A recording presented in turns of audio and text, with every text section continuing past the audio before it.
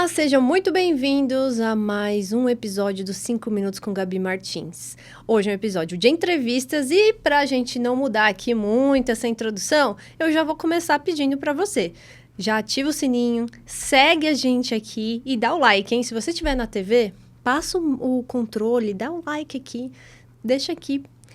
A sua opinião é muito importante a gente saber que você está gostando do que nós estamos construindo.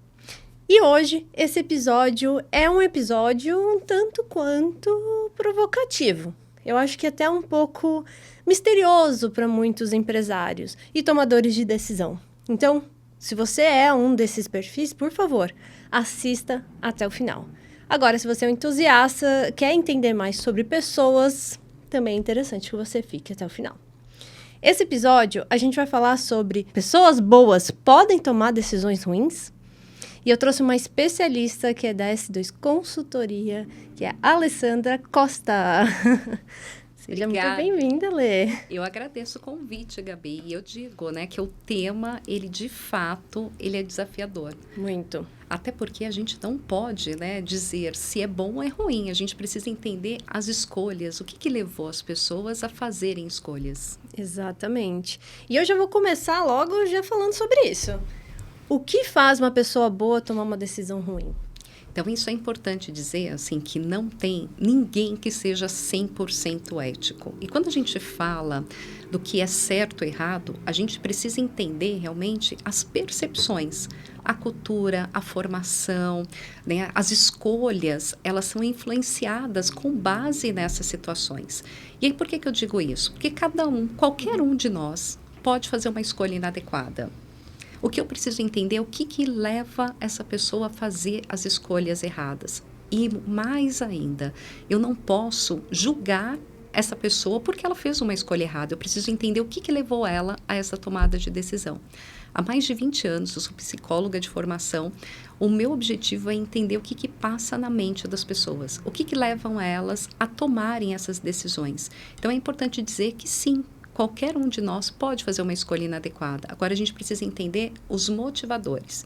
Em 2014, o meu sócio, Renato Santos, ele fez o doutorado onde ele defendeu a tese do pentágono da fraude. O pentágono é um modelo preditivo que foi a revisitação do triângulo da fraude de 1953. Nossa, é bem histórico. Bem histórico.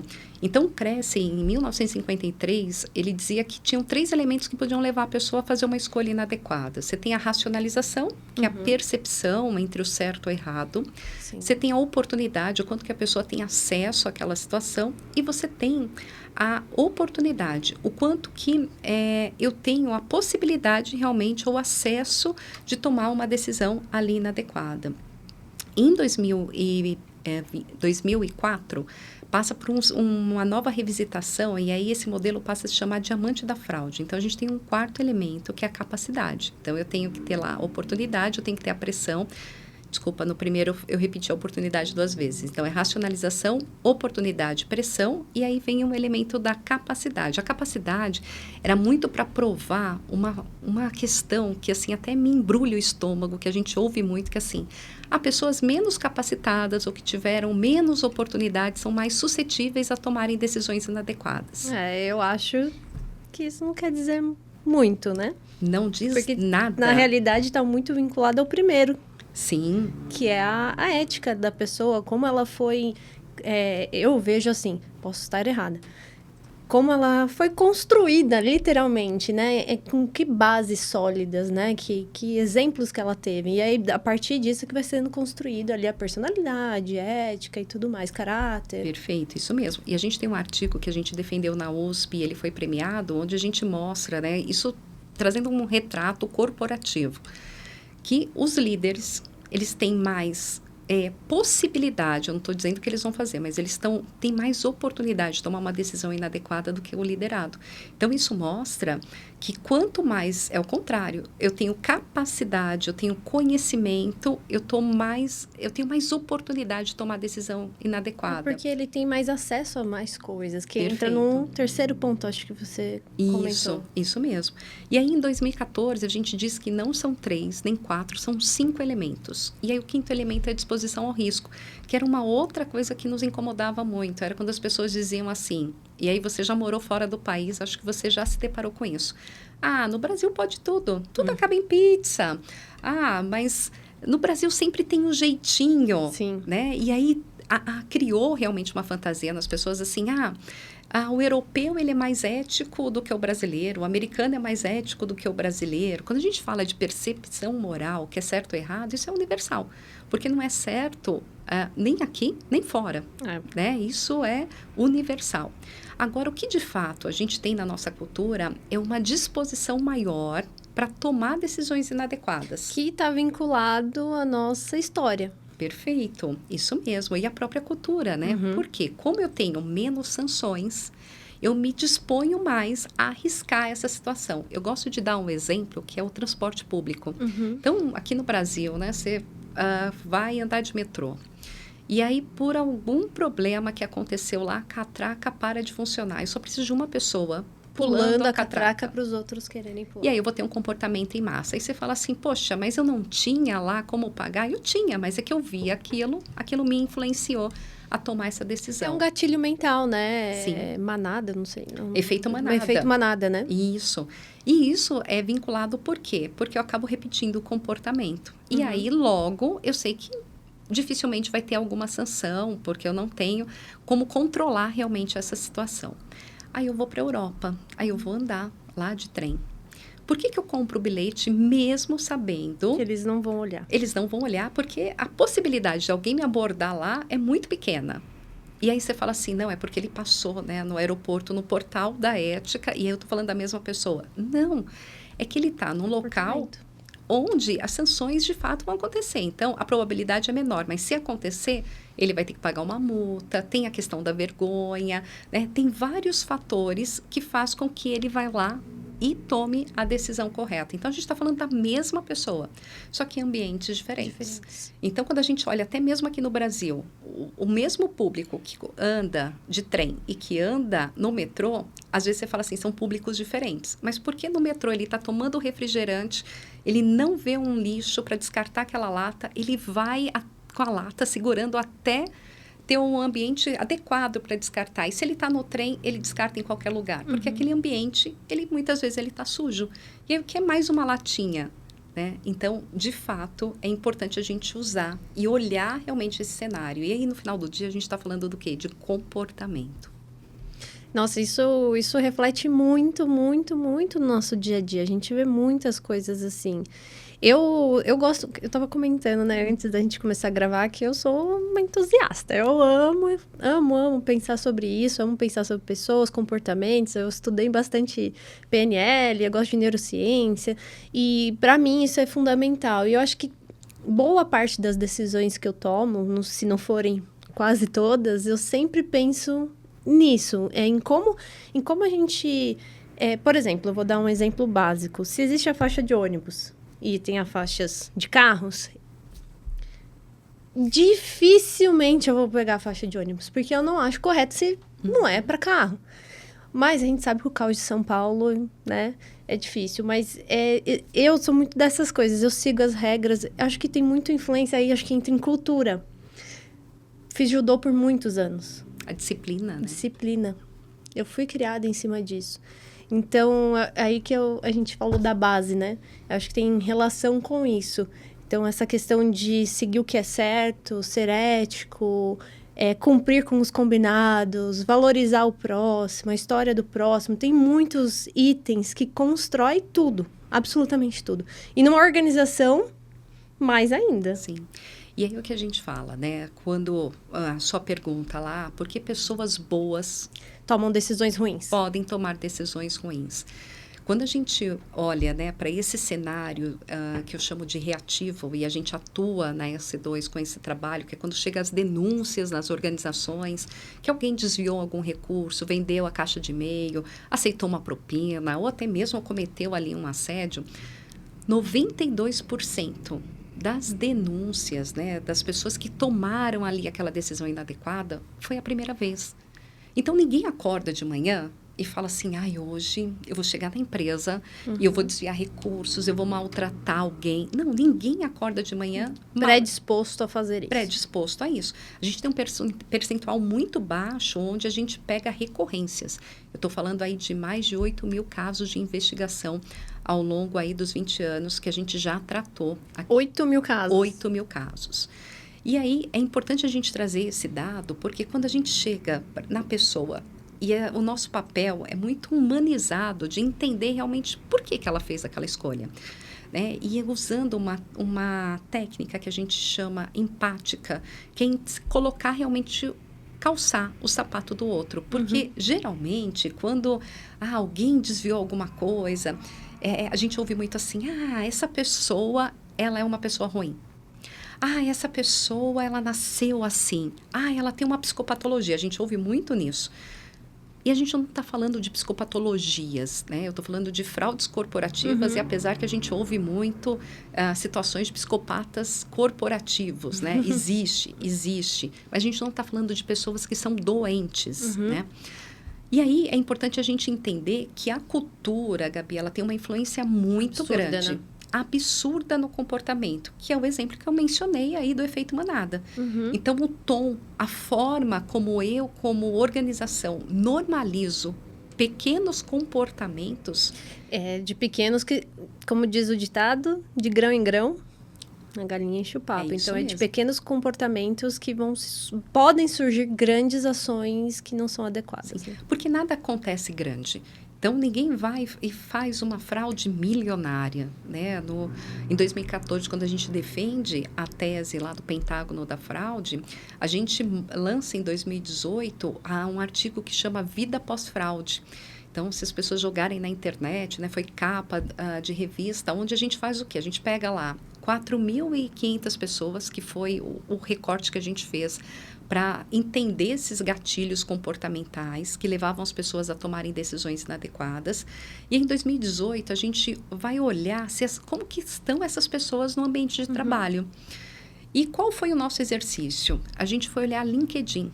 Quem estava com o LinkedIn ativo para a gente ver como que foi a trajetória dessa pessoa, depois que ela saiu daquela organização e tal. A gente pegou mais ou menos 90 pessoas, porque os demais não estavam com o LinkedIn ativo.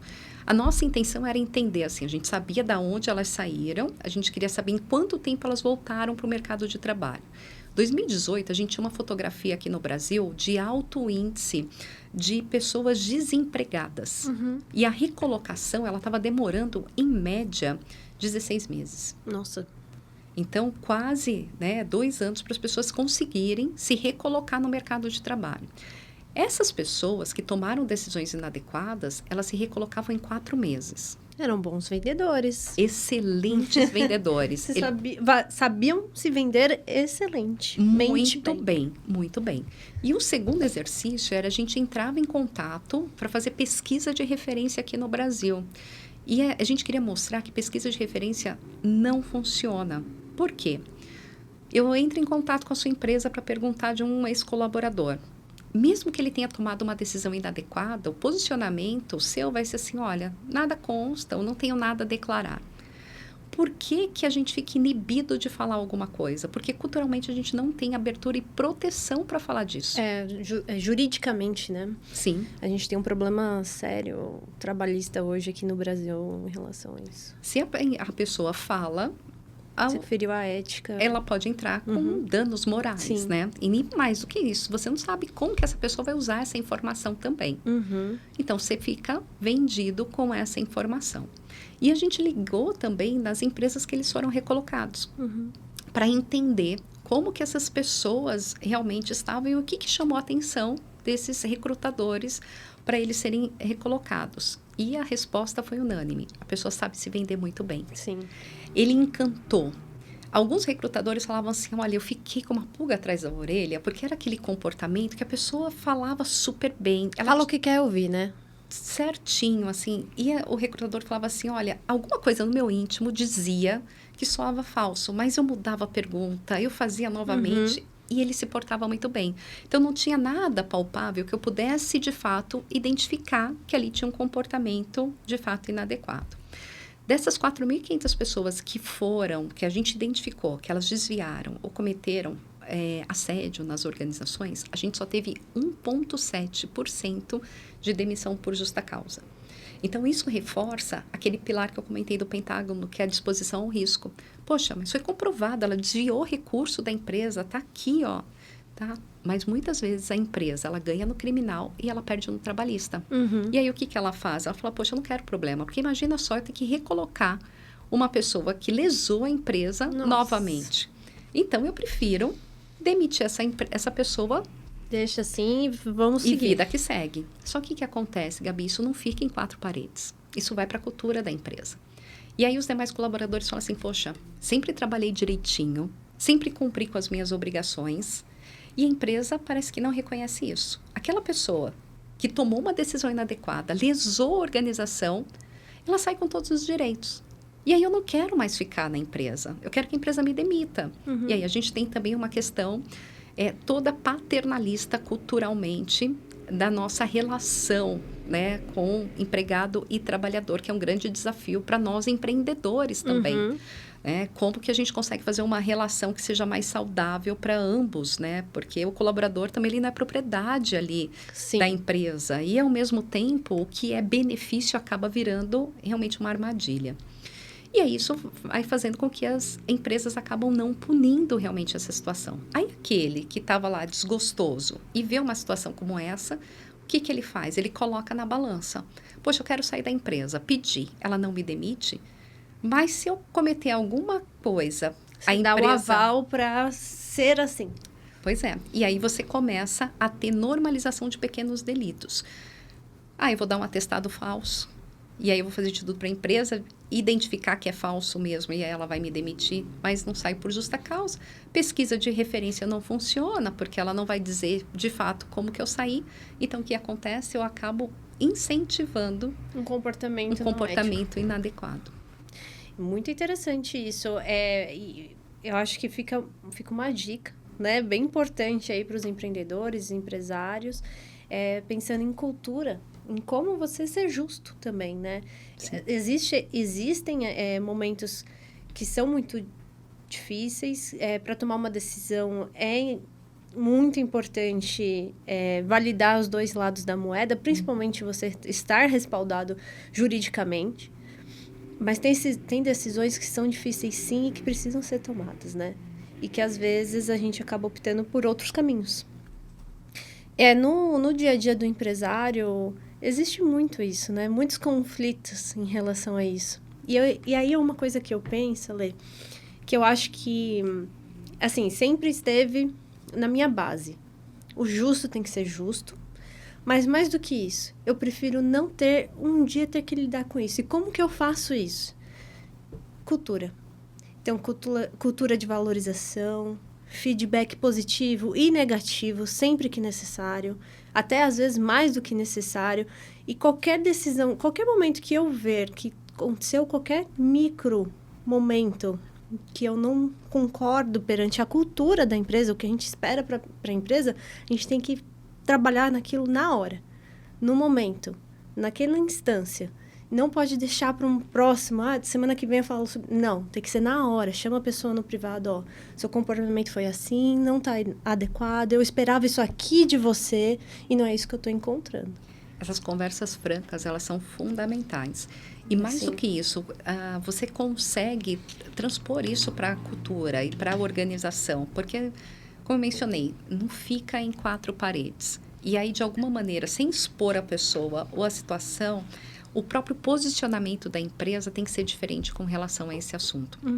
A gente desenvolveu, depois de tratando, né, esses casos no reativo, a gente falou assim, poxa, a nossa cultura é uma cultura reativa, né? O brasileiro, ele só vai tomar conta daquela situação a partir do momento que ela acontece. Então, quando você fala assim, poxa, vamos predizer o comportamento, é possível você evitar que essas situações aconteçam?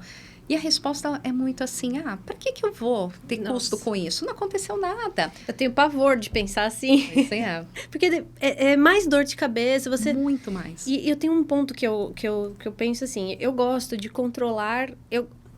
Vamos pensar assim, como se fosse uma franquia. A franquia de sucesso, um McDonald's da vida. Se você for no McDonald's da vida, se você for no Burger King da vida, você vai ver a cultura estampada como é diferente. É diferente. Você vê a padronização, os acertos, a forma de atender. É diferente. E franquias eu acho um ótimo exemplo para isso, porque quanto mais rígido você for com a cultura e com processos, maior é a chance de ser replicado sempre igual. E eu sempre pensei assim, se eu tenho uma cultura sólida, eu vou ter pessoas que vão seguir o caminho que eu quero para a organização. Eu vou ter menos problema, menos dor de cabeça, mais assertividade, uma equipe muito mais produtiva e quem os meus clientes podem confiar. Então, eu acho que essa questão de não me embrulha o estômago, quem não valoriza isso. Porque no final do dia, é basicamente correr atrás do rabo o tempo inteiro. Não, e a conta é mais cara, Muito porque mais. quando de fato aconteceu, a gente está falando de não só a questão financeira que trouxe o impacto, mas você está falando de reputação e imagem. E você sabe, Gabi, muitas vezes você não consegue recuperar isso. Né? E hoje a gente tem um tribunal que é muito ativo, que são as redes sociais. Né? Tem o lado positivo e tem o lado negativo, e a gente tem que atuar entendendo realmente essas esferas. E aí, tratando esses casos, a gente falou assim, poxa, não dá para ficar só apagando fogo. E aí a gente desenvolveu um teste de integridade que ele chama PIR, que é Potencial de Integridade Resiliente. Qual o grande objetivo, né? E ele foi resultado da tese de doutorado. A gente queria trazer ciência para esse tema, porque quando a gente olha para fora, né? Principalmente Israel, Estados Unidos são referência nessa questão, mas você tem testes que são muito policialescos, então do tipo, você já matou, você já roubou, e aí você não traz para esfera corporativa, porque ele não vai estar exposto a uma situação como essa, ou colocar a pessoa em situações extremas de vida, né? Do tipo, olha, sequestrei a sua família, estou com a chave do cofre. O que você faz? Eu abro o cofre, porque a minha família é valiosa. Então, a gente precisa entender, de fato, qual que é o cenário. E por que a gente queria tornar a ciência? Porque a ideia do simulador não é dizer se a pessoa ela é ética ou não, mas é entender os gatilhos comportamentais. E aí, por que integridade resiliente? A resiliência é o significado da física. Eu vou colocar pressão. A pressão são dilemas corporativos factíveis, que ela pode, de fato, ser exposta em algum momento na vida dela. E como que eu vou medir esse movimento? Quando ela está nessa pressão, o que ela aciona? Ela aciona princípios e valores? Aí eu já adianto para você que a gente tem 21% da população que numa pressão vai acionar princípios e valores. Quase um quarto. Quase um quarto. Mas eu tenho 69% da população que vai ter efeito manada, que é essa resiliência mais moderada. Não quer dizer que ela vai tomar decisão inadequada, mas ela fica mais suscetível, porque a tomada de decisão é influenciada pelo meio, pelo ambiente que ela está inserida. Então, isso se torna frágil, porque assim... Cultura. Se eu estou numa cultura rígida, perfeito. Se eu estou numa cultura flexível, eu não vou nem pensar. Eu vou agir de forma inadequada. E eu tenho 11% ali da população, 10% que vai tomar uma decisão inadequada, que é o que a gente chama ali de baixa resiliência ou disposição ao risco, que ela vai colocar na balança, que é o exemplo que eu mencionei lá. Poxa, quero ser mandada embora, a empresa manda, não manda por justa causa, eu saio com o meu benefício aqui, vale a pena eu tomar a decisão inadequada. Ela nem está colocando em questão se aquilo é certo ou errado, ela vai avaliar o que é bom ou ruim ali para ela. E aí a gente trouxe tecnologia, porque qual era a nossa intenção? Levar isso para o mundo. E, principalmente, a experiência do participante, porque ainda é um tema que, culturalmente, no Brasil, ainda é muito novo. No Brasil, se tornou lei em 2015, pós-operação Lava Jato, então o teste de integridade pode ser aplicado, começou como um acordo de leniência, né, para as pessoas que queriam voltar a participar de licitações públicas. E tem cargos e segmentos que são mais sensíveis. Muito mais expostos também, né? E aí, qual foi a nossa proposta, né? O PIR hoje ele já bateu 70 mil pessoas que já responderam o PIR. A gente já tem mais de 450 empresas utilizando essa ferramenta, tanto no processo seletivo, como para preparação de liderança e também de reforço de cultura ética. E o objetivo dele é trazer esses gatilhos comportamentais. Com isso, a gente entende o passado da pessoa, entende como que ela vai se comportar no presente e qual o reflexo disso no futuro. Então, vou te dar um exemplo. Se eu pergunto assim para a pessoa... você aceitaria um presente? Sim ou não? probabilidade dela negar é muito grande, porque ela fala assim, poxa, não sei como que essa organização ela vê o presente, é melhor eu negar do que eu falar o sim. Não é uma pergunta boa. Agora, se eu pergunto assim para ela, como que você se sente? Um fornecedor mandou um presente para a tua casa. Você fica feliz, triste, preocupado, pensativo, intimidado? Que sentimento isso traz para você? Aí a gente traz ali a cognição, né, a psicologia, PNL, para a gente entender o quê? O quanto que essa experiência que ela teve em outras culturas reflete no comportamento dela. Se ela vem de uma cultura flexível, ela vai falar assim, poxa, eu gosto de receber presente, é um reconhecimento do meu trabalho. Se ela vem de uma cultura rígida, ela vai dizer assim, poxa, não quero presente. Né? Isso são informações importantes para eu trabalhar o que é a integração dela. Se ela é flexível e ela vem para uma cultura rígida, não adianta eu entregar o código de conduta para ela. Sim, porque ela já vem com vícios, né? Sim, ela vai repetir esse comportamento. Mas eu tenho perguntas também em vídeo, então o processo ele é todo filmado. A pessoa recebe o link, ela habilita a câmera, ela tem que estar conectada à internet e ela vai ter perguntas que ela vai responder em vídeo. Porque o vídeo é importante para mim. Para fazer a leitura. Leitura das microexpressões. E quando a gente fala de leitura das microexpressões, eu não estou falando, a pessoa que olhou para o lado direito, coçou o nariz, ela está mentindo. Não. Eu quero entender como essa pessoa, ela começou o início do simulador. Então, o início do simulador, ela tem uma dinâmica para ela entender como que vai ser essa triangulação, porque ela vai ter alternativas, ela vai ter vídeo e ela vai ter questões dissertativas que ela escreve. O vídeo, ele me dá a oportunidade de ver se a pessoa está sozinha, respondendo o processo, se ela está nervosa, se ela está ansiosa, se ela olha para cá, se ela olha para lá. Ali, eu estou fazendo a padronização do comportamento dela. Porque quando eu começar a colocar ela nos dilemas, eu quero saber se esse comportamento mudou ou não. E o que leva ela a essas situações. Então, a pessoa, ela pode mentir. Quando eu falei lá daquele recrutador, né, que dizia assim, poxa, essa pessoa, ela entrou aqui porque ela falava super bem, ela se vendia super bem. Sim, ele tem o controle das palavras, mas ele não tem controle das expressões. Então, muitas vezes, ele vai falar algo que o corpo está dizendo totalmente o contrário. E é ali que a gente pega realmente essa pessoa. Então, essa triangulação, ela é importante porque eu consigo dar informações, né, para o empresário, para o recrutador, dizendo assim, poxa, olha, quais são os gatilhos comportamentais que a gente precisa trabalhar com essa pessoa aqui? Isso dá muito mais oportunidade de desenvolvimento. Porque no final do dia, os soft skills, eles podem ser trabalhados mediante a cultura. Sim. Desde que sejam mapeados. Sim. E aí, quando, eu acho que fica um ponto aqui, quando você fica... A decisão para entender esses gatilhos de uma outra pessoa também tem um viés do conhecimento daquela pessoa. Então, a partir do momento que você tem um teste validado, eu acho que a chance de mapear corretamente é muito maior, né? Sim. E ele tem 82% de acerto, né? Ele foi publicado no livro da OAB. Por que a gente optou OAB e não psicologia? Porque a gente não queria vincular... de ética. Um teste comportamental no sentido psicológico, porque daí a gente ia crivar que a pessoa é ética ou não. E eu estou falando de uma fotografia do momento. A pessoa, ela pode mudar esse comportamento? Pode.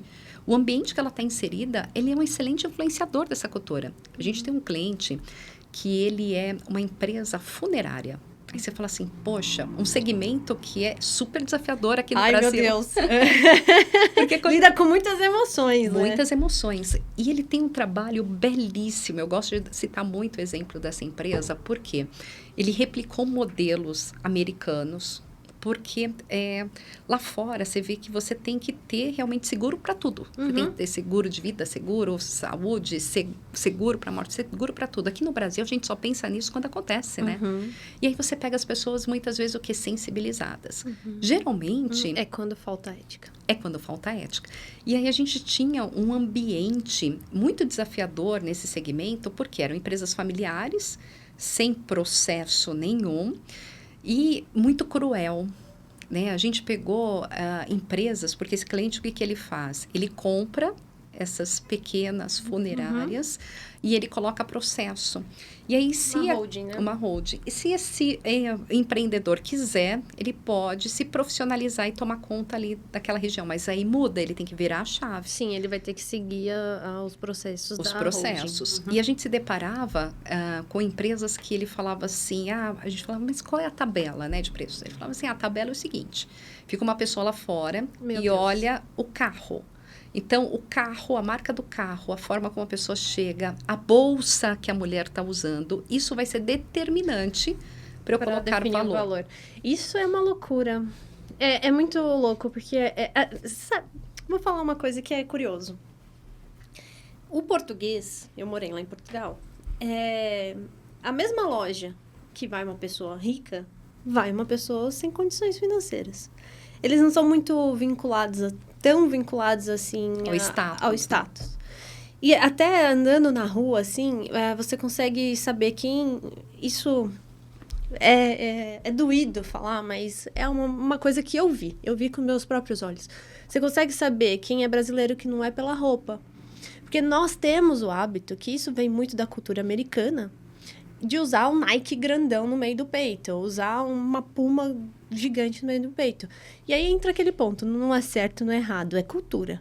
Então, aqui no Brasil, a gente tem esse hábito que é influenciado pela cultura americana. Nós somos muito influenciados, né, pela cultura americana. E em Portugal, não. É a coisa mais rara você ver um português com uma camiseta escrito Nike. Então, esse ponto que acontece aqui no Brasil, provavelmente cairia por terra lá. Porque você já não tem tanta essa diferenciação tão clara, assim. Tão óbvia. E essa empresa, ela fez todo um trabalho, né? A gente, junto com eles, cultural, primeiro de entender o perfil dessas pessoas, entendendo esses gatilhos comportamentais. Porque não adiantava a gente chegar e falar, o código de conduta é esse. Imagina, eles nunca tinham processo, ainda mais código de conduta. Então, eu precisava entender esse perfil. Entender o perfil, a gente foi montar o código de conduta que fizesse sentido para essa organização. E fomos trabalhar isso na prática. E aí, depois veio um depoimento de um coveiro e disse assim para a gente, olha, depois que eu comecei a trabalhar aqui, meu comportamento mudou. E começou a mudar dentro de casa. Porque eu chegava em casa, eu não tinha paciência com a minha esposa, com os meus filhos, eu falava gritando com eles, eu falava, usava palavrões de baixo calão, eu não tinha paciência nem de escutá-los.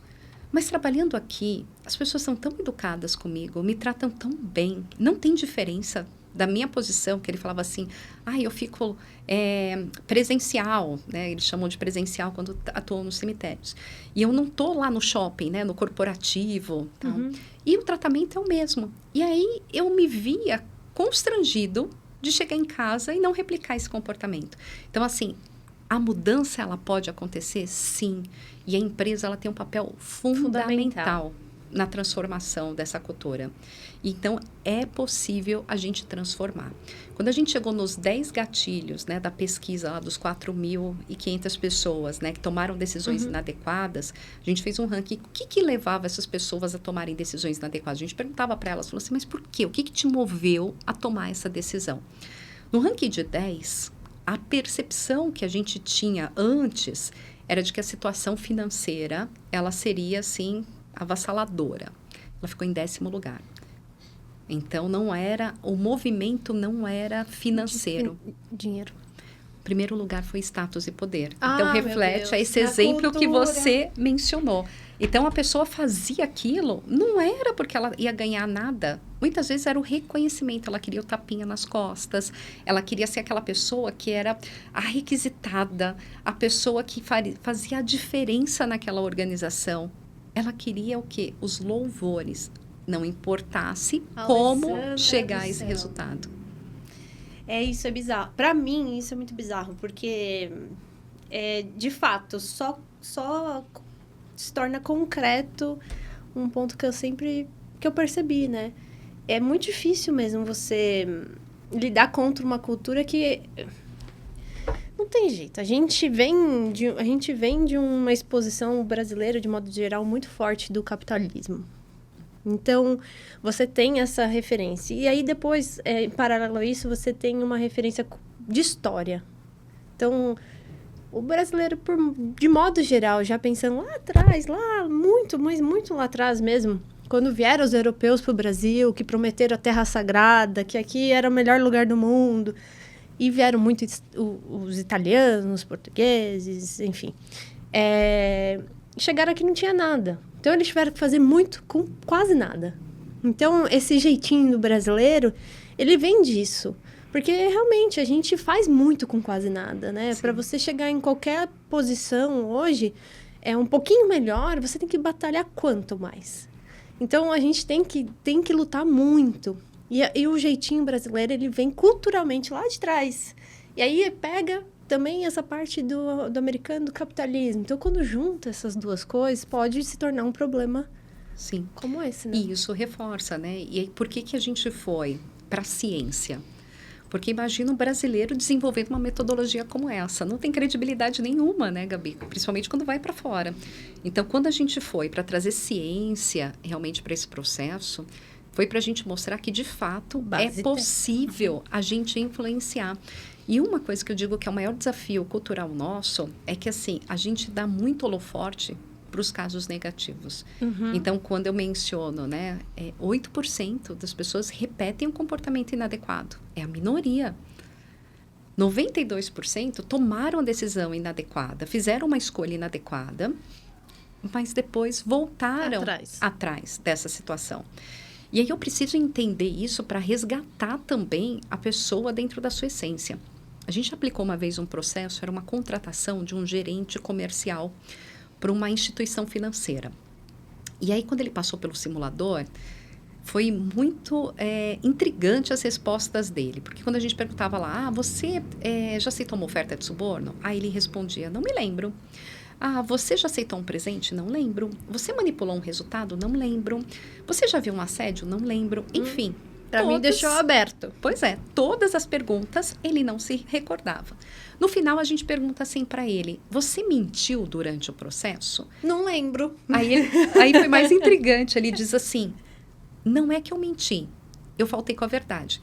Gabi, se você falta com a verdade, você mentiu. Oh, meu Deus. Aí a próxima pergunta, e se a gente identificasse que você mentiu durante o processo, o que você diria? Aí ele fala assim, não é que eu menti, eu não pude falar a verdade, eu já aceitei suborno. A pergunta, Gabi, não foi essa. E por que ele fala da questão do suborno? E ali a gente já olha pelas imagens, ele está muito nervoso, desconfortável com o processo. Ele conclui o processo. Geralmente, o participante ele leva em torno de 30 minutos para responder um simulador, que pode variar. Ele fez em 15. De 35 a 70 perguntas. Ele respondeu de 70 perguntas, ele respondeu em 20 minutos. Foi muito rápido, né? E aí ele termina e ele liga para o recrutador e diz assim, eu quero fazer uma entrevista.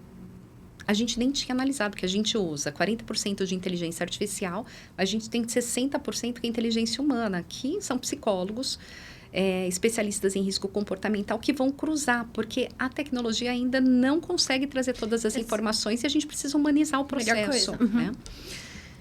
E aí, quando ele liga e fala, eu falei assim, a gente não tem o resultado ainda, porque o resultado sai em 24 horas. A gente vai analisar e se, de fato, traz alguma informação que compromete, o caso dele comprometia, porque a gente não conseguiu chegar em análise, vai para a entrevista. E a gente falou, vamos entrevistá-lo. Quando ele chega para a entrevista é online, né? Pelo Teams. E a gente viu, ele estava numa região que naquele dia estava 10 graus, a temperatura. Por que o nosso especialista foi olhar a temperatura? Porque ele transpirava, que você via... Nossa, ele estava muito nervoso. Muito nervoso. E você falava assim, poxa, está destoante, porque mesmo que ele esteja num ambiente muito quente, não tem ar-condicionado, enfim, não combinava aquele cenário. E aí o especialista foi conduzindo a entrevista, e aí, quando chega nos pontos sensíveis, ele fala assim, olha, eu não me senti à vontade de registrar ali as experiências que eu passei. E aqui eu estou me sentindo mais à vontade, eu vou dizer para você o que aconteceu. Quando eu inicio a minha carreira, eu passei por situações que me ofertaram suborno. Eu fui lá, mandei embora o fornecedor, recusei aquela situação, cheguei para o meu gestor, contei o que aconteceu, o meu gestor virou para mim e falou assim, mas você não aceitou? Isso é complemento da remuneração, isso faz parte. Ele ficou muito irado com aquilo, pediu demissão e saiu da empresa. Quando ele chega em casa, ele conta para o pai o que aconteceu. Nossa, o pai deve ter... Pois é. Aí o pai diz assim para ele, filho, muda de emprego, muda de profissão. Porque a profissão que você escolheu, a atividade dele era uma área comercial que ele se relacionava com setor público na construção civil.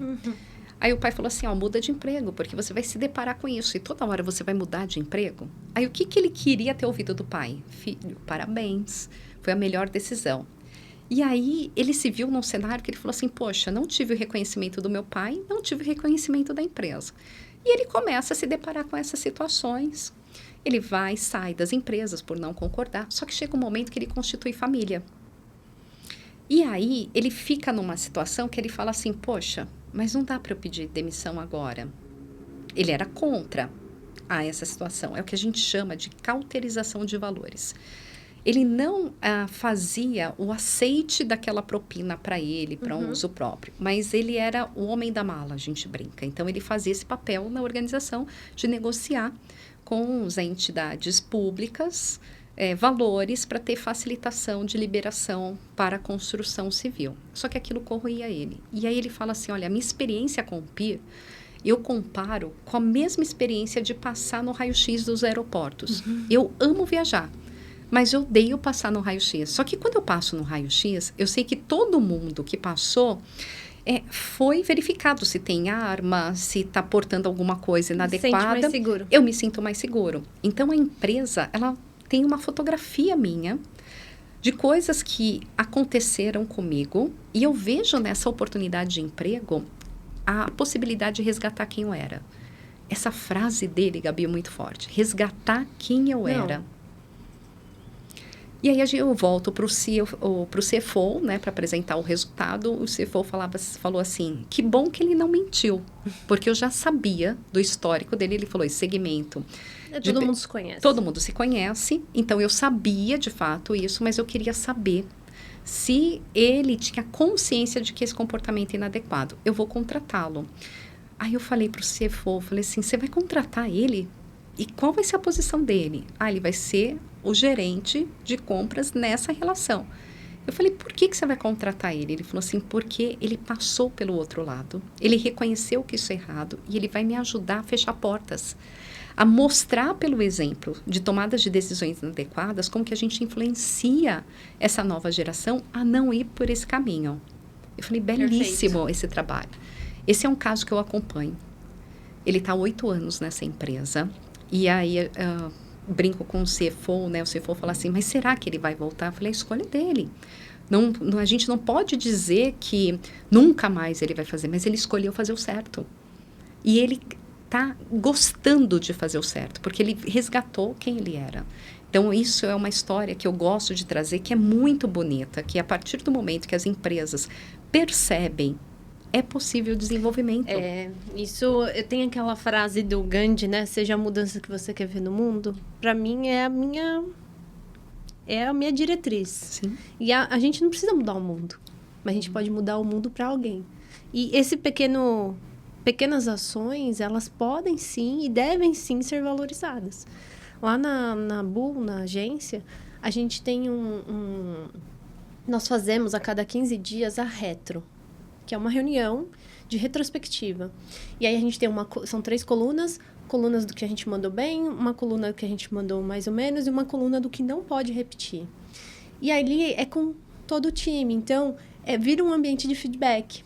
Então, se alguém mandou bem em alguma coisa, alguém do time vai falar, fulana mandou bem em tal coisa, coloca lá na coluna.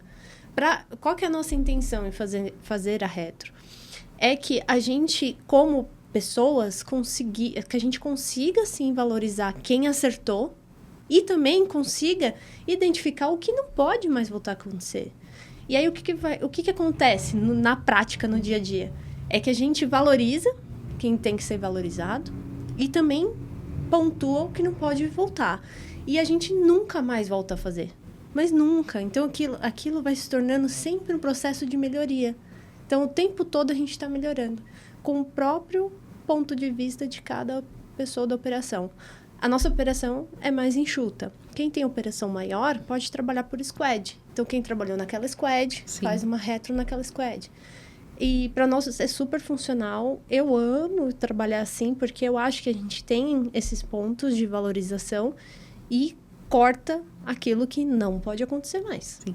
E mais do que isso, né? Você dá a oportunidade de aprender juntos a construir o caminho que é o correto. Porque muitas vezes, poxa, eu busquei essa alternativa aqui, mas eu nem sabia como que ela ia dar. Porque nada começa grande, começa com pequenas decisões. E qual é o desafio? Por que eu digo que as organizações, ela tem um papel fundamental? Tem uma instituição, não sei se você conhece, que é a Endeavor. A Endeavor, ela, aqui no Brasil há mais de 20 anos, ela veio um capítulo de fora para cá, né? E a gente participou da Endeavor apoiando muitos empreendedores no trabalho de mentoria com esse viés de integridade. E fomentam o empreendedorismo. E na Endeavor tem um dilema, né, que o João Paulo Lemann diz muito assim, poxa, se você vai sonhar, não sonha pequeno, já sonha grande. E a gente sempre diz que o nosso sonho grande é melhorar a integridade das pessoas no trabalho. E as pessoas falam assim, nossa, mas é muito ousado isso. Não, porque se você começa com uma pessoa, como eu mencionei aquele exemplo do coveiro, ele levou para casa, ele influenciou 4 pessoas dentro da casa dele. O comportamento dessas 4 pessoas vai influenciar outros familiares, a comunidade que eles vivem. E daqui a pouco a gente está influenciando a grande massa. Né? Então, eu acredito muito que o micro-universo pode transformar o macro-universo. Mas a gente tem que começar a fazer. E dar à luz realmente esses comportamentos que são adequados. E aprender com as lições de tomadas de decisões que foram inadequadas. Então, a gente tem casos assim... belíssimos, tanto casos lindos, mas casos muito tristes, mas assim, era a regra do jogo. Né? Então, tinha uma indústria de alimentos que ela dava todas as refeições para os colaboradores na indústria, mas você não podia sair com esse alimento para fora, porque tem toda uma questão de vigilância sanitária. Sim. E a gente começou a observar o comportamento de uma colaboradora, eles usavam uns macacões e tinha zíper. Então, quando ela sentava para fazer a refeição, ela dava a entender que ela tinha feito o consumo daquele alimento, ela jogava para dentro do macacão. E ela saía pro toalete, lá ficavam os armários, ela guardava aquele alimento lá. Então, isso começou a ser observado. Ela era uma mãe de 6 filhos pequenos, o marido tinha ido embora, e ela não se colocava, ela achava que era injusto, ela fazia alimentação... E os filhos não. E os filhos não, então ela levava esses alimentos para os filhos. Só que a regra era clara. E aí, uma tomada de decisão dessa levou ela realmente a perder o emprego. Isso, Gabi, assim, doeu o estômago, porque você fala assim, poxa, né, foi uma boa ação? Não, tinha uma regra. A regra era, não pode. Ela podia ter escolhido outro caminho, ter chegado à área de recursos humanos, né, ter falado, para assistente social ter falado, olha, estou vivendo esse cenário aqui, tem como a organização me ajudar. Enfim, tinha outros caminhos. Mas você acha que a cultura pode ter sido um problema? De não ter essa abertura? Dela não se sentir confortável? Pode, né? Hoje o maior desafio que a gente tem aqui no Brasil é os colaboradores usarem os canais de denúncia. Né? Quando você fala assim, olha, se você vê algum comportamento inadequado, vai lá e denuncia o canal. Isso vem da cultura. Por quê? A gente aprende desde pequeno que apontar o erro ou falar alguma coisa do outro é errado, né? Tem até as frases pejorativas, né? Dedo duro, cagueta, X9, né? Então, a gente aprende isso. Então, quando você vê lá 2 crianças brincando e a criança pega e fala assim, olha, o irmãozinho fez tal coisa. Geralmente, o comportamento dos pais é assim, que coisa feia você apontar para o seu irmão ou falar disso. Às vezes, a gente nem escuta o que ele está falando. Aí ele vai aprendendo ouvindo isso. Ele chega lá com uns 11, 12 anos e aí você fala assim para ele, olha, você pode ir até a padaria comprar pão e voltar para casa. Mas se você vê alguma coisa de errado, você atravessa a rua. Se alguém te perguntar se você viu alguma coisa, você não viu. Aí a gente educa a ele ser o quê? Omisso. Fugir das situações inadequadas. Aí ele cresce, ele vai lá para o estágio, né? Menor aprendiz, 18 anos, começa a trabalhar. Aí chega o dia 1 da empresa lá, o boas-vindas, e a empresa fala assim, entrega o código de conduta e diz, se você vê alguma coisa de errado, você denuncia. Aí dá um nó na cabeça dele, porque ele fala assim, poxa... A vida inteira eu fugi. Eu fugi disso, eu não falei nada, agora aqui eu tenho que falar. E aí você vê o quê? Uma inversão de papéis. Eu tenho a lealdade, não que eu não concorde, muitas vezes eu não concordo com aquele comportamento, mas eu tenho medo. Eu vou lá e relatar, e se isso voltar contra mim? E se acontecer alguma coisa? Eu não sei como que a empresa vai tratar isso. Então, isso vira um grande tabu. E aí, as organizações têm um papel fundamental, que é o quê? Primeiro, não usar... acessível. Sim, de quebrar esse paradigma, né? Quebrar essa crença, reconstruir. E mais do que isso, mostrar como que funciona essa ferramenta. Muitas vezes pode ser que você não tenha prova, evidência, mas você viu aquilo e te soou estranho. E o que nós, como empreendedores, que é horrível, é quando acontece alguma coisa, geralmente a gente vai saber quando explodiu já a bomba. explodiu. E aí você começa a entender dentro da cultura, e alguém fala assim, eu tinha percebido. Ou, nossa, naquele dia. Aí você fala assim, puxa, vocês perceberam tudo isso? E ninguém chegou. Ninguém relatou em momento nenhum. Ninguém relatou essa situação. Olha como que a gente poderia ter evitado essa situação chegar realmente aqui. Então, eu digo que a empresa tem responsabilidade nessa situação. Por outro lado, as redes sociais, elas vieram com grandes juízes, né?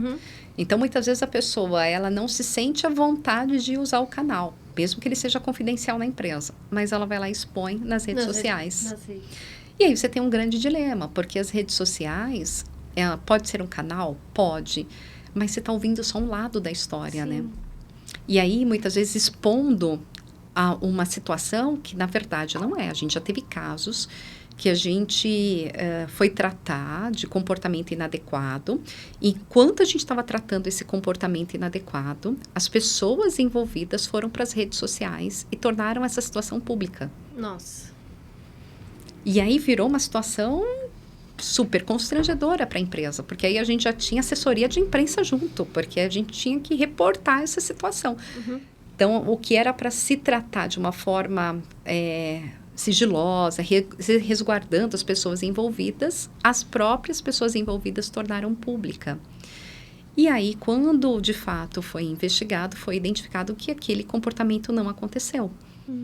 E aí a gente teve o papel e isso foi bacana nessa organização, porque ela foi até o fim e falou, não, a gente vai tornar público como que essa situação de fato foi resolvida, o que foi apurado e como que a gente está trabalhando a sensibilização disso dentro da cultura. Juridicamente isso é bom, porque passa confiança para os clientes e para a audiência também. Sim.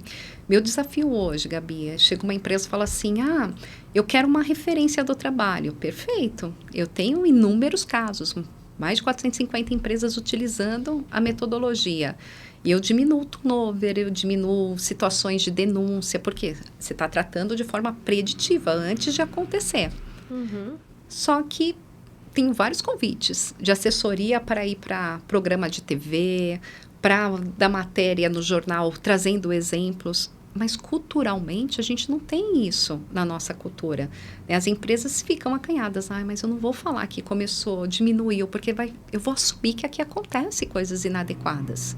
Diferente quando a gente vai para fora, né? Aconteceu alguma coisa errado, a própria organização pega a primeira capa do jornal e anuncia, olha, demitimos por causa disso. Para quê? Para servir como exemplo. Aqui a gente não tem isso. Entrando de novo naquele caso da história, né? Pertence à nossa história. Pertence à nossa história.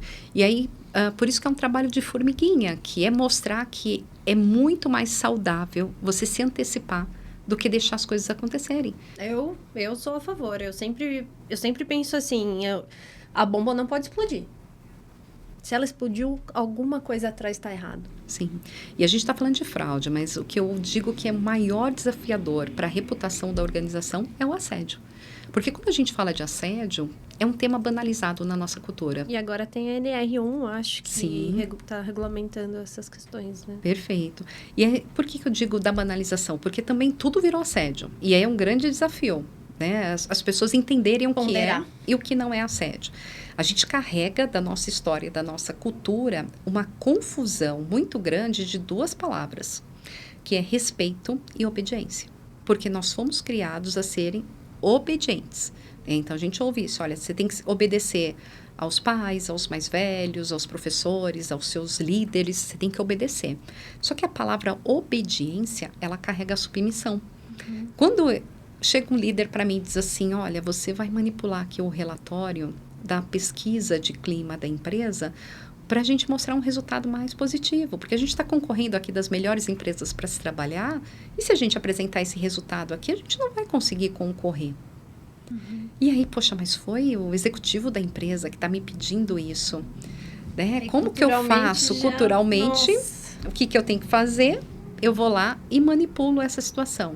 E qual é o receio, muitas vezes, da pessoa falar assim, poxa, mas como que eu vou bater de frente?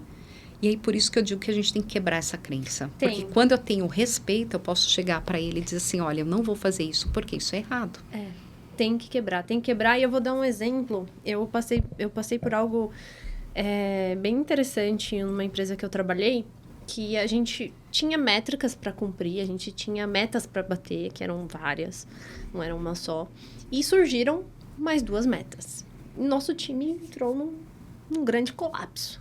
Ninguém vai bater. Aí já começou a juntar todo mundo num burburinho ali, já todo mundo, que ninguém vai... Aí virou aquela situação, Eu era team leader da nossa operação, aí eu falei, gente, tudo bem, existe isso, concordo que realmente... Tá desafiador. Tá desafiador, muito provavelmente a gente não vai bater, mas eu vou estudar sobre os números.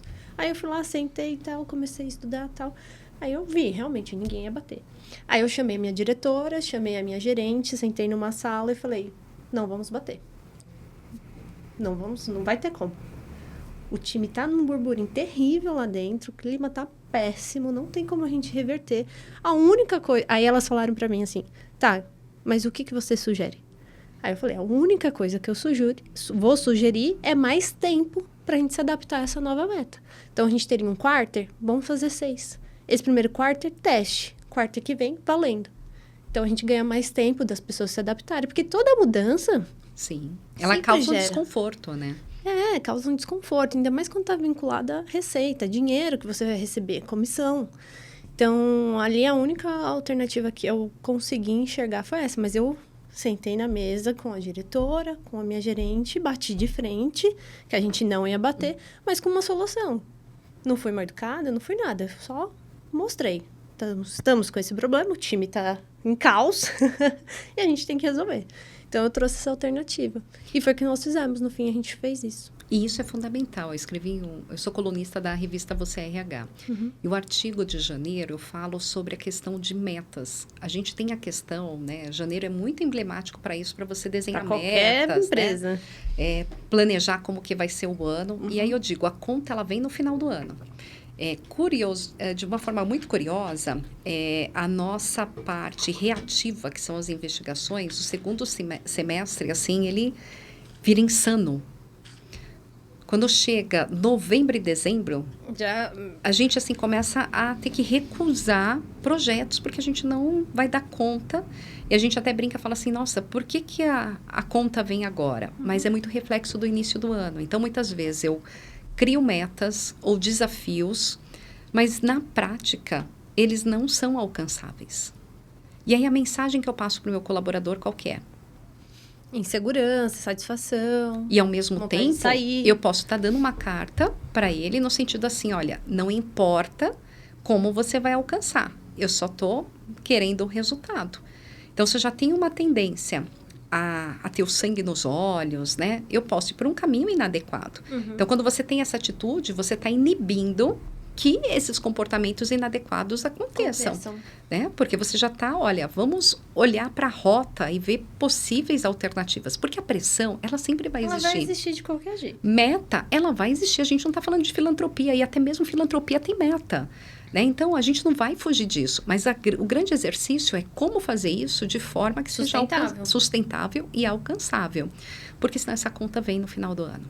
Porque isso vai acumulando. E a pessoa não conseguiu, ela vai jogar para o próximo mês e aquilo vai virando uma bola de neve e vai chegar uma hora que ela vai precisar apresentar esse resultado. E uma coisa que até me fez tomar essa atitude é que eu sempre pensei assim, eu fico 8 horas 9 horas no meu dia aqui com essas pessoas. Nós sempre tivemos um time que é unido, forte, que um sustenta o outro. A gente sempre foi assim. Então, agora eu tô me deparando com talvez não existir mais isso. Então, para mim foi um baque. Eu falei, não posso deixar isso acontecer. Se eu tô aqui na operação e tô vendo que isso tá acontecendo, eu tenho que buscar um caminho. Era meu papel. Sim. Eu enxerguei dessa maneira. E você já estava com um clima totalmente desestabilizado, né? Emocionalmente. E aí a probabilidade das pessoas conseguirem verem novas possibilidades era muito menor. Muito menor. Porque aí foca muito no problema. Que é uma questão que eu sempre tive. Eu tenho um problema? Tenho. Mas eu sempre tento sair dele. Tipo, pensar de fora. E pensando em alternativas, aquela mente bem acelerada, né? Sim. Pensando em alternativas. Mas isso eu trago na cultura da Bull também. Porque eu acho que é fundamental que a gente pense fora da caixa, né? Um dos nossos princípios é curiosidade de criança. E eu sempre brinco que Einstein só conseguiu desenvolver as fórmulas que ele desenvolveu porque ele era curioso. E aí, que nem você comentou, Ale, que você ser disciplinado, obediente, isso não te impede de você ser questionador. Você pode questionar. Sim. Então, mas por que a gente faz assim e não faz assado? Por que sempre foi desse jeito e não pode ser de outra maneira? Eu estimulo esse pensamento em quem trabalha comigo, porque eu não tenho as respostas para tudo. E eu acho que se eu puder trazer pessoas que vão aumentar o meu radar, que eu vou conseguir enxergar fora do que eu já estava vendo, a possibilidade da gente estar num nível com menos concorrência é muito maior. Não, e você cria diversidade, né? E aí é bacana a gente até falar de questão de gerações, né? O que implica muito, por exemplo, uma geração da outra é esse sentido. Quando você olha, por exemplo, pessoas que são mais obedientes e aí elas fazem aquilo que está sendo solicitado porque ela não quer a zona de desconforto, né? Ela quer ter a previsibilidade das situações. E aí você vem uma geração agora que é questionadora, que ela tem outros objetivos, que ela quer entender, ela não quer só saber que... Preciso fazer isso e acabou. Ela não é uma executora, né? Ela quer entender a curiosidade. E é legal esse termo que você usa, né? A curiosidade da criança, porque é inocente. E ele quer saber realmente como que funciona e ele vai fazendo perguntas até ele conseguir ficar satisfeito. E aí, muitas vezes, você tem um conflito, né? Que aí alguém fala assim, olha, já veio querer modificar aquilo que sempre deu certo. E isso é bacana, porque pode ser que a gente tenha mais ganhos fazendo de formas diferentes. O grande vilão é você entrar no piloto automático. Nossa, ficar estagnado. Fica estagnado. E quando a gente fala de comportamento inadequado, o que a gente se depara? Cada vez mais os líderes estão com medo de fazer liderança. E aí, com medo de fazer liderança, por quê? Para não ser exposto. Porque eu fui lá e chamei a atenção. Foi lá e me denunciou no canal. Aí, o que eu preciso? Primeiro, deixar claro o que é o papel do líder, o que é um comportamento inadequado e o que é um assédio. Porque como banalizou o tema, muitas vezes as pessoas não sabem realmente o que fazer. Palestras internas, webinars. E a parte educação, ela é muito importante. E esse é um traço que a gente traz de educação dentro dos nossos pilares de ação. Então, não é eu posso predizer, eu posso reagir quando acontece, mas é fundamental eu educar. E quando a gente fala de educar, é fazer jus qual é o discurso falado com o discurso escrito. Não adianta nada eu ter as melhores políticas, princípios, só que a minha prática é totalmente desalinhada. E eu preciso trazer isso de uma forma educativa, lúdica, sem ser infantilizada. Hoje a gente tem aí uma coletânea de livros, onde a gente está classificado como a literatura do dilema, onde a gente traz esses casos reais. E a gente tem aí na trilogia, que é a Doce Ilusão, Doce Veneno e Doce Cilada, que estão aqui. Essa trilogia, ela conta o dia 1 das pessoas que tomaram decisões inadequadas. É o amarelo, o verde, né? E o azul. E essa trilogia é um romance onde a gente conta, né, esses personagens. São 17 personagens. Esses personagens são os personagens que a gente leva para as organizações como forma de educação. Então, eu tenho lá um personagem que é a Sara. A Sara é uma pessoa que ela sofria muita situação de pressão e que era um assédio da alta gestão por resultados. Só que ela não conseguia lidar com essa pressão e aí virava efeito cascata. Ela ia para os liderados dela e pressionava, né, com muito mais intenção para que eles alcançassem o resultado e esse resultado a qualquer custo. Qual o resultado final disso? Uma cultura totalmente tóxica, onde as pessoas saíam, eu tinha um turnover super alto. Então, a gente traz esses casos reais. A Sara é um personagem que nasceu da inteligência artificial, então a gente caracterizou a Sara com todas as personas ali que contava a história dela. de como que levou ela a essa tomada de decisão. E de uma forma muito lúdica, as pessoas conseguem entender aquela escolha pode acontecer comigo no final do dia. E quando a gente sai de uma palestra ou de um treinamento como esse, e nos bastidores as pessoas falam assim, poxa, eu já fui Sara.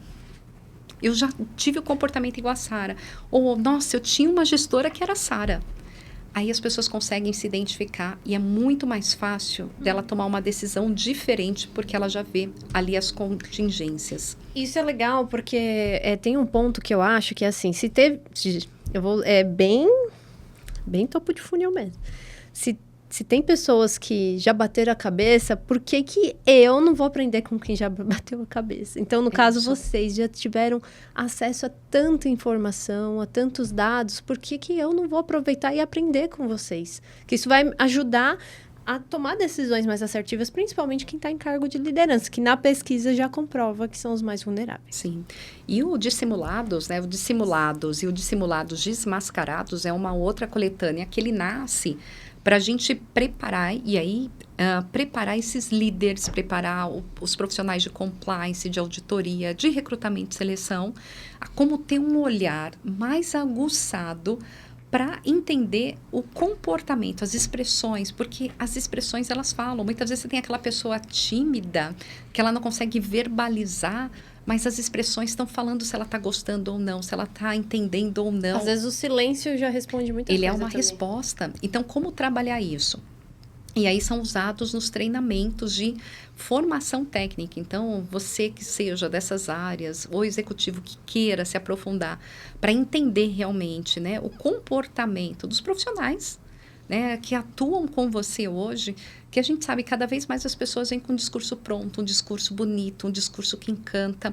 Ao mesmo tempo que a gente tem as redes sociais trazendo muito conteúdo bom, ela ensina também, né? Conteúdo ruim. Conteúdo ruim. E muitas vezes você precisa de um filtro. O que de fato eu posso usar ou pode ser a minha referência ou não em relação a essas situações. Então, a gente ensina as técnicas, né? Como você aplicar essa técnica aí no dia a dia.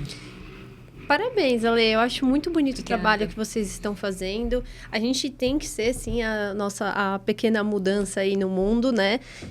E são pequenas ações. E eu vejo que ter isso como um propósito de vida, que me parece que você tem esse propósito, faz com que vocês tenham mais amor pelo que vocês fazem e, com certeza, isso acaba atingindo as pessoas que precisam, de fato, ser atingidas. Até mais. Até pessoas que nem imaginavam ser atingidas, como o coveiro, né? Que você trouxe de exemplo.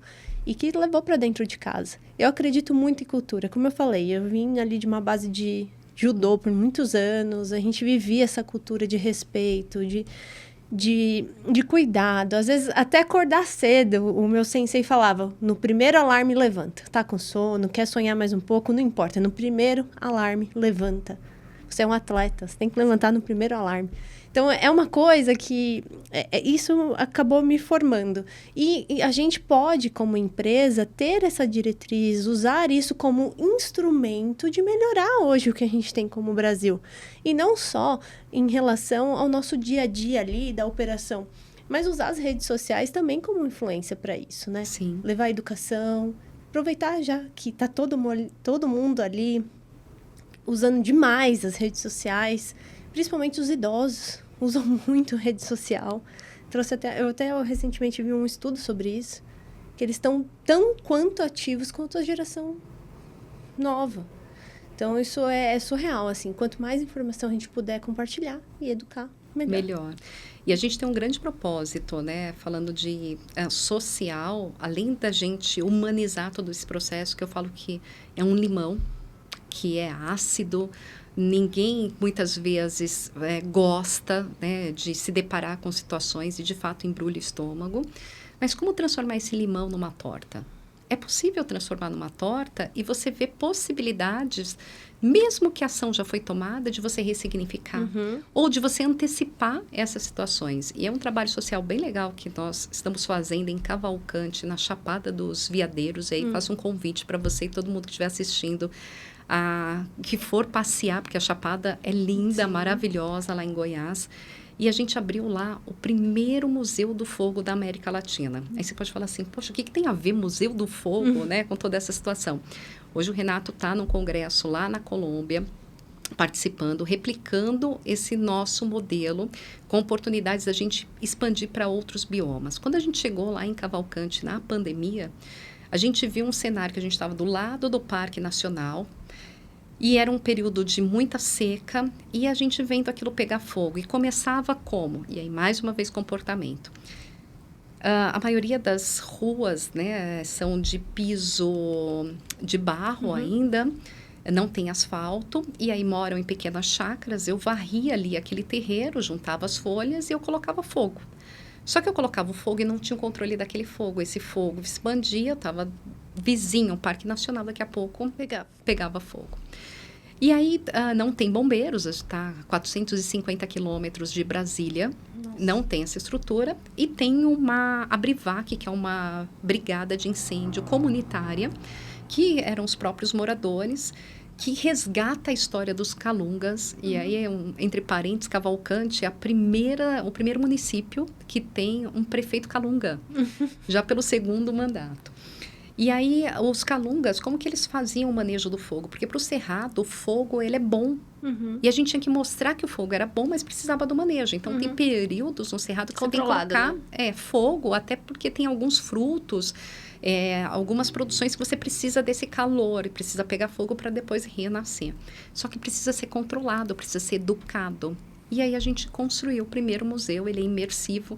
Então, se você chegar lá no museu, além de todas as peças, né, históricas, como que as pessoas usam do chicote, os instrumentos, né, para fazer esse manejo, tem uma sala imersiva que você entra lá, vai estar passando nas telas cenas do Parque Nacional pegando fogo, vai sentir o cheiro da queimada, é totalmente sensitivo. Tem o calor, então você fica sufocado, porque você vê a fumaça saindo, você sente o cheiro, você vê a imagem, então ela é totalmente sensitiva. E tem todo um trabalho educativo, que qual foi o nosso papel? Primeiro, resgatar essa história calunga, porque estava se perdendo. Segundo, envolver a comunidade a se profissionalizar, porque todo mundo precisa lá aprender a apagar o fogo, porque você não tem outro recurso. Sim. Segundo, era educar as crianças. E aí virou matéria de geografia. Que legal. Então, a gente já tem mais de 2.500 crianças que passaram por lá. E agora a gente está numa segunda fase que a gente quer fazer com que esse projeto ele atinja outros biomas, mas também atinja outras escolas, principalmente as escolas públicas, né, com acesso. E aí fazendo com que toda essa dinâmica sensorial, ela se cria tecnologia para isso, né? Fique virtual, porque a gente sabe que o acesso muitas vezes é difícil para as pessoas irem até lá. Limita. O geográfico limita, mas com a possibilidade de a gente ir para outros biomas. E o impacto social disso é muito bacana, porque quando você olha para as crianças na cidade, é uma cidade super pequena, e as crianças começam a falar do fogo e reeducar, né, os avós, os tios, que muitas vezes vão falar, não pode colocar o fogo aí. Olha, agora tem que recolher, tem o pessoal que recolhe, né, esse resto, resíduo, e aí coloca o fogo de uma forma adequada. Então, você começa pelas crianças e a gente fazer viu essa educação, essa possibilidade de expandir aí para a família. Isso é muito legal. Parabéns pelo Obrigada. projeto. Eu acho sensacional isso, porque, de fato, né, a gente se perde aí na história. Sim. Eu sinto muito pelo Brasil, a gente preservou pouquíssimo da nossa história, assim. As casas, os lugares... tinha que ter mais coisas tombadas, mais preservadas. A gente valorizou muito pouco, né?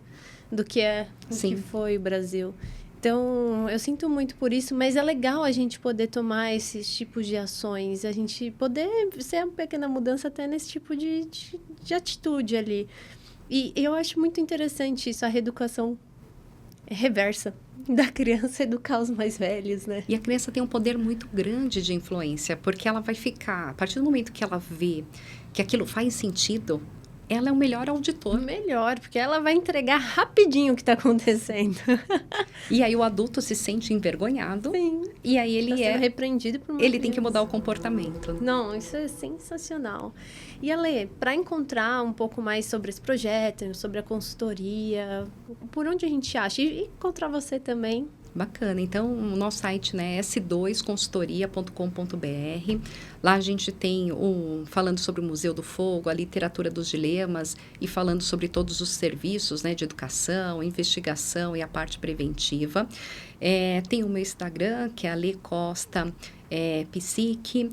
Tem pelo LinkedIn, que é Ale Costa S2. Então, pela a própria coluna da revista Você é RH, então eu escrevo artigos para a população falando realmente sobre o risco comportamental, mas trazendo realmente propósito pelo dia a dia. E tem o nosso podcast, que é o Dissimulados, aí o segundo S é o número 2, proposital, a fazer analogia da S2, onde a gente conta esses casos, ele já está aí na 4ª temporada. E o objetivo realmente, tanto dos livros quanto do Dissimulados, é expandir, é sair do mundo corporativo, levar isso para a sociedade, para as pessoas perceberem que os dilemas acontecem dentro de casa. Né? Dentro de casa eu posso sofrer assédio. Nossa, mas como? Sim, eu tenho um relacionamento conjugal. E se eu disser não, né? E a outra parte insistir, isso é assédio. Então, como abrir a percepção das pessoas para pequenos comportamentos que acontecem no dia a dia e como eles influenciarem esse comportamento. Nossa, sensacional, sensacional. Muito obrigada. Eu que agradeço aí o convite, foi um prazer. E para você que tá aí do outro lado, gostou desse episódio, sabe quem precisa ouvir ou ver? Compartilha. Não esquece disso. E mais uma vez eu quero agradecer. A gente já está quase encerrando a 2ª temporada. Semana que vem temos mais um episódio e a gente vai trazer aqui uma pessoa muito legal que é a CEO da Água na Caixa. Então, em breve, vocês vão ver também. Muito obrigada, um beijo, tchau, tchau.